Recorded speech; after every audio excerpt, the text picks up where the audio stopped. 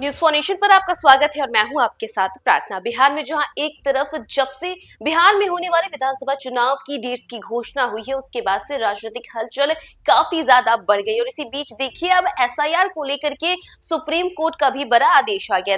बात करें तो ये वही एसआईआर है जिसको लेकर के लगातार नेता प्रतिपक्ष और राहुल गांधी कांग्रेस नेता लगातार सवाल खड़े करते रहते थे और अब देखिए इसी एसआईआर को लेकर के सुप्रीम कोर्ट का बड़ा आदेश आ गया। तो चलिए सुप्रीम कोर्ट के इस बड़े आदेश के बारे में हम आपको विस्तार से बताते हैं। दरअसल बात करें तो सुप्रीम कोर्ट ने एक महत्वपूर्ण आदेश जारी किया है जिसमें बिहार में विशेष गहन रिवीजन का जो कार्य है उसको लेकर के दरअसल स्पेशल इंटेंसिव रिवीजन एसआईआर के दौरान अंतिम मतदाता सूची से बाहर रह गए 3.77 लाख लोगों को मुफ्त कानूनी सहायता उपलब्ध कराने का निर्देश दिया गया है। जी हां, आपको बता दें कि आदेश उन लोगों के लिए है जो अपने नाम मतदाता सूची से हटाए जाने के खिलाफ अपील करना चाहते हैं। इसी के साथ न्यायमूर्ति सूर्यकांत और न्यायमूर्ति जय माल्य बागची की पीठ ने यह अंतरिम आदेश पारित किया। अदालत ने कहा कि अपील करने की समय सीमा सीमित है और इसलिए राज्य की विधिक संस्थाओं को तत्काल कदम उठाने की आवश्यकता है।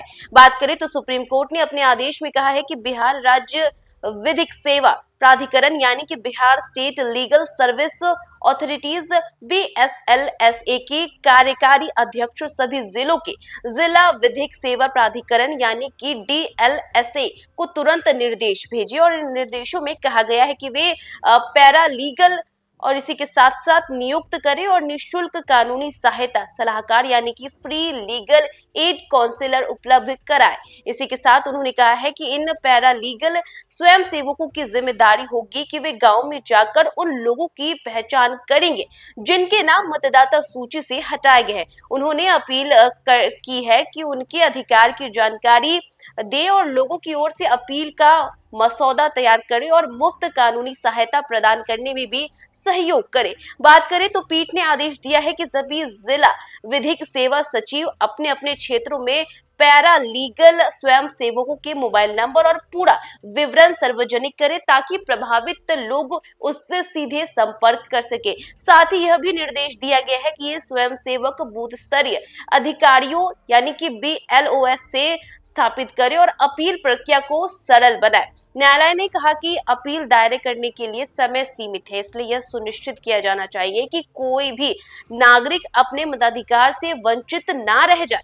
बात करें तो मामले की सुनवाई के दौरान याचिकाकर्ताओं ने दावा किया कि एसआईआर प्रक्रिया के दौरान मतदाता सूची से नाम हटाने में मनमानी हुई है। उनका कहना है कि सुरक्षा उपायों की कमी के कारण कई पात्र मतदाताओं के नाम बिना सूची हटाए गए जिससे वे मताधिकार से वंचित हो गए हैं। इसी के साथ देखिए याचिकाकर्ताओं ने तर्क दिया कि यह प्रक्रिया स्वतंत्र और निष्पक्ष चुनाव यानी कि फ्री एंड फेयर इलेक्शन के सिद्धांत के खिलाफ है। उन्होंने अदालत से अनुरोध किया है कि ऐसे सभी प्रभावित लोगों को अपील का अधिकार और कानूनी सहायता का अवसर दिया जाए। इसी के साथ बात करें तो भारतीय चुनाव आयोग यानी कि इलेक्शन कमीशन ऑफ इंडिया ने अपनी दलील में कहा कि मतदाता सूची की रिवीजन प्रक्रिया कानूनी प्रावधानों के तहत की गई। आयोग ने यह भी स्पष्ट किया है कि इस प्रक्रिया का उद्देश्य केवल यह सुनिश्चित करना था कि केवल योग्य और जीवित मतदाता ही सूची में शामिल रहे। हालांकि अदालत ने कहा कि उसे यह स्पष्ट करने की आवश्यकता है कि 65 लाख नाम हटाए जाने के बाद 21 लाख नए नाम जोड़े गए हैं।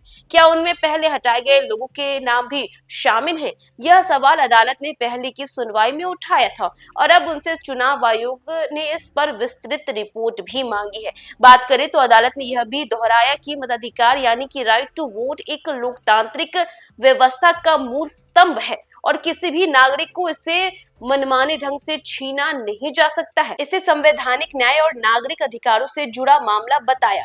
पीठ ने कहा कि अगर किसी नागरिक का नाम मतदाता सूची से गलत तरीके से हटाया गया तो उसे अपील का अवसर और कानूनी मदद मिलनी चाहिए, चाहे वो गरीब हो या ग्रामीण पृष्ठभूमि से आता हो।